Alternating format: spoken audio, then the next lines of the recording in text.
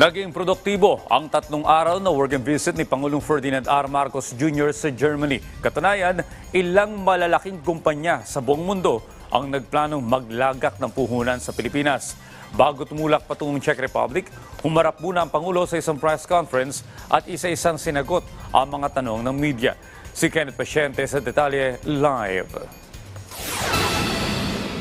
Humarap sa isang press conference si Pangulong Ferdinand R. Marcos Jr. sa huling araw ng kanyang pagbisita sa Berlin, Germany. Isa-isa niyang sinagot ang tanong ng media. Sa pulong ni President Marcos Jr. kasama si Chancellor Olaf Scholz, naitanong ng German official ang investigasyon sa illegal drugs campaign ng dating administrasyon. Dito sinabi ng Pangulo ang posisyon ng Pilipinas sa jurisdiksyon ng International Criminal Court sa Pilipinas. I explained to him our concerns over jurisdiction that we have explained many times over. Our concerns with the jurisdiction of the ICC in the Philippines and why it is why we are not recognizing that jurisdiction and the reason behind that. So I think we just wanted to be informed. But I went further. Beyond just explaining the position of the Philippines vis-a-vis the ICC. Pinag-usapan din ng dalawang pinuno ang kampanya ng pamahalaan laban sa illegal na droga. Even before the election is that, in my view, enforcement can only take you so far. And we have taken it as far as we can, and maybe in the opinion of some, we've taken it beyond. So, kailangan natin tignan is the prevention and the rehabilitation, which is, I think, a different approach. So, we have a much different approach, and he listened to my explanation, and I think he was satisfied with that. Sa usapin naman ng West Philippine Sea, hindi ikinagulat ng Pangulo ang direktiba ni Chinese President Xi Jinping na hinimok na humanda ang Chinese military sa posibleng military conflict sa South China Sea. Quite frankly, I don't think there's anything new there. That's what they've been doing already.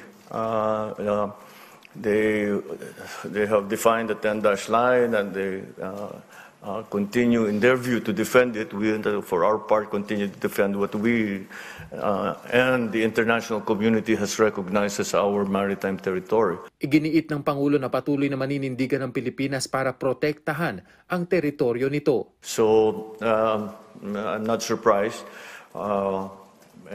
but we will have to continue to do what we can to defend our maritime territory.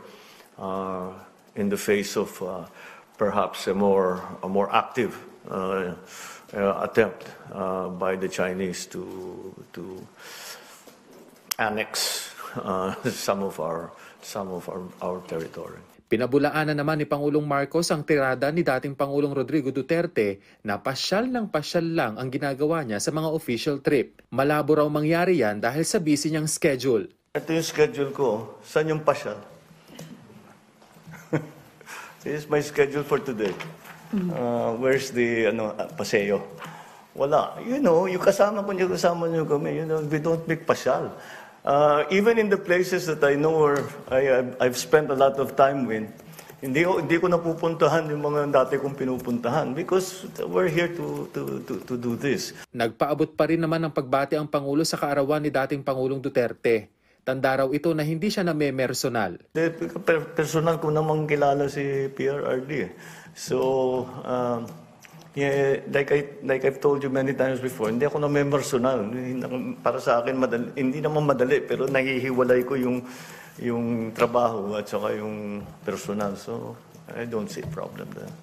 Mag-aalas 6 ng gabi oras dito sa Czech Republic o mag-aalauna dyan sa Pilipinas nang dumating si Pangulong Ferdinand R. Marcos Jr. dito sa Prague. At inaasahan nga na ngayong araw ay magiging sunod-sunod ang aktibidad ng Pangulo. At yan na muna ang latest mula dito sa Prague, Czech Republic. Kenneth Paciente para sa Pambansang TV sa Bagong Pilipinas.